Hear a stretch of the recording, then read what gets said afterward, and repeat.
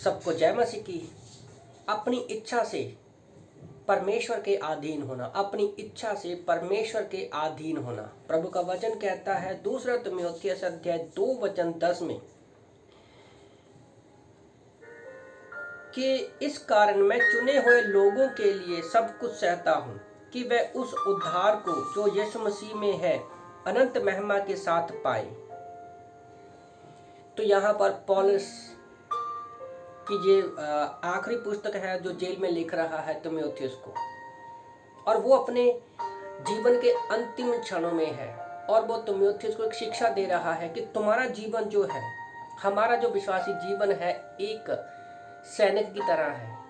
तो एक सैनिक को कैसा होना चाहिए वो उसके बारे में यहाँ पर सिखा रहा है। तो आज हर कोई व्यक्ति जो है किसी के अधीन कभी नहीं होना चाहता। अगर आप परमेश्वर की सेवा करनी चाहते हो तो आपके अंदर एक भावना होनी चाहिए कि अपने आप हम स्वतंत्र हैं, पर स्वतंत्र होते हुए भी हम परमेश्वर की महिमा के लिए, लोगों के सेवा करने के लिए यीशु मसीह ने जो सुसमाचार का उद्धार का कार्य हमारे ऊपर सौंपा है, उसके लिए हम लोग क्या है, परमेश्वर के अधीन हो जाते हैं। जैसे एक सैनिक जब देश की सेवा के लिए जाता है तो वो अपने आप को अपने कमांडर के अधीन कर देता है, और वो नित्य क्या है, तैयारी करता है कि कैसे एक अच्छा योद्धा बनता है। तो हमारे विश्वासी जीवन के बारे में वो अपने सबसे बड़ा राज खोलता है कि उसने मसीह के लिए अपने आप को परमेश्वर के अधीन कर दिया अपनी इच्छा से। इस बात को हम क्लियर करते हैं जब हम पढ़ते हैं पहला कुरिन्थियों अध्याय 9:19 से लेकर 23 तक। तो हम देखेंगे, यहाँ पर देखते हैं पहला कुरिन्थियों अध्याय 9:19 से लेकर 23 तक। क्योंकि सबसे स्वतंत्र होने पर भी मैंने अपने आप को सबका दास बना लिया। स्वतंत्र होने पर भी मैंने अपने आप को सबका दास बना लिया। कितना अच्छी बात है ना। क्या आप प्रभु की महिमा के लिए अपने आप को दास बनाते हो? 20 में लिखा है, मैं यहूदियों के लिए यहूदी बना कि यहूदियों को खींच लाऊं। जो लोग व्यवस्था के अधीन है उनके लिए मैं व्यवस्था के अधीन होने पर भी व्यवस्था के अधीन बना के उन्हें व्यवस्था के अधीन है खींच लाऊं। 21 में, व्यवस्थाहीनों के लिए मैं जो परमेश्वर की व्यवस्था से हीन नहीं परंतु मसीह की व्यवस्था के अधीन हूँ, व्यवस्थाहीन सा बना कि व्यवस्थाहीनों को खींच लाऊं। मैं निर्बलों के साथ निर्बल सा बना निर्बलों को खींच लाऊं। मैं सब मनुष्यों के लिए सब कुछ बना कि किसी न किसी रीति से एक का उद्धार कराऊं। मैं ये सब कुछ सुसमाचार के लिए करता हूँ कि औरों के साथ उसका भागी हो जाऊं। तो सोचो ना, अपने आप को पौलुस ने कैसे परमेश्वर के अधीन कर दिया, और वो किस हद तक परमेश्वर का सुसमाचार सुनाने के लिए, एक प्राण को बचाने के लिए वो किस हद तक गया। यीशु मसीह भी फिलिपियों की किताब अध्याय 2:5-11 में हमारे साथ उसने रिश्ता रखा। वो नम्र बन गया, दीन बन गया, क्रूस की मौत को भी सह लिया, उसने दास बन गया वो।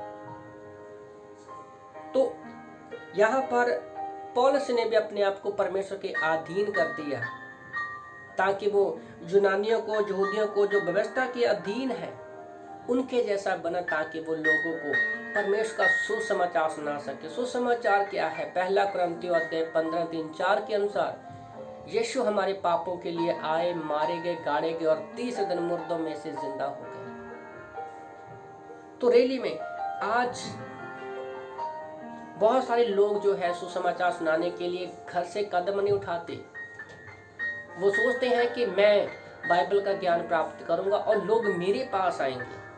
नहीं, याद रखो, हमें बाइबल कॉलेज में एक अच्छी चीज सिखाई जाती है कि एक प्राण को बचाने के लिए आपको जाना है।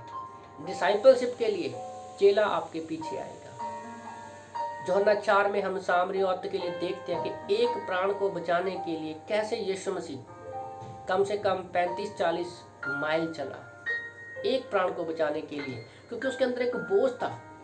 लूका की किताब अध्याय 19:10 के अनुसार वो कहता है कि मैं खोए हुए को ढूंढने के लिए आया हूं। तो खोए हुए को ढूंढने के लिए, उनके प्राणों को बचाने के लिए पौलुस ने जहां अपने आप को परमेश्वर के अधीन कर दिया, किसी न किसी तरह के लोगों के प्राणों को बचाना। क्या आपने कभी ऐसा किया है कि आप लोगों के प्राणों को बचाने के लिए किस हद तक गए? तो जब हम आगे पढ़ते हैं पहला कुरिन्थियों अध्याय 10 वचन 33 में, फर्स्ट कुरिन्थियों चैप्टर 10 वर्स 33 में, जैसा मैं भी सब बातों में सबको प्रसन्न रखता हूँ और अपना ही नहीं परंतु बहुतों का लाभ ढूंढता हूँ कि वे उद्धार पाए। आज विश्वासी जीवन में हर कोई व्यक्ति जो है, हर कोई तो नहीं बोलूँगा, ज़्यादातर लोग आपको क्या मिलेंगे, अपना स्वार्थ ढूंढते हैं। अगर कोई किसी से मिलता है तो अपना स्वार्थ ढूंढते हैं। पर यहाँ पर पौलुस साफ लिखता है कि मैं अपनी खुशी नहीं बल्कि दूसरों का बहुत सारा मैं लाभ ढूंढता हूँ ताकि वो लोग उद्धार पाए, वो स्वर्ग में जाए। वो एक बहुत बड़ा रब्बी था, पूरे पुराने नियम को उसने रटा हुआ था, ओके, पर फिर भी उसने अपनी सारी चीज़ों को कूड़ा समझा, स्वतंत्र होते हुए भी उसने लोगों का दास बना दिया अपने आप को। और वचन 11 में लास्ट के दिनों में याद रखो ये बात वो कह पाया, तुम मेरी सी चाल चलो जैसा मैं मसीह की सी चाल चलता हूँ। जब मैं नया नया बाइबल पढ़ने लगा, जब इस वचन को पढ़ा तो मुझे लगा कि यहाँ पर पौलुस सिर्फ अपनी ही तारीफ कर रहा है। पर याद रखो जब हम देखते हैं उसके जीवन को कि विश्वासी जीवन में अगर मसीह के बाद कोई अच्छे से मसीह में चला है तो पौलुस हमारे सामने एक अच्छी एग्जाम्पल है, तभी ये बात कह पाया।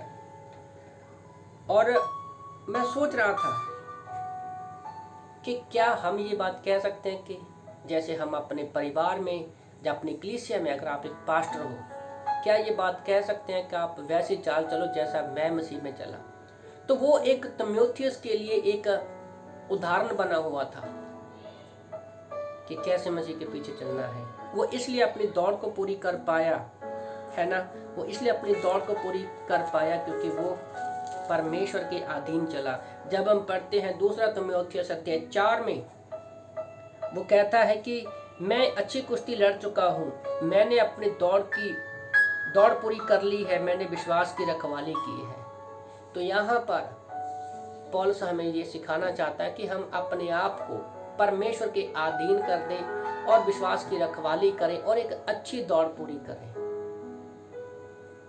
आमीन।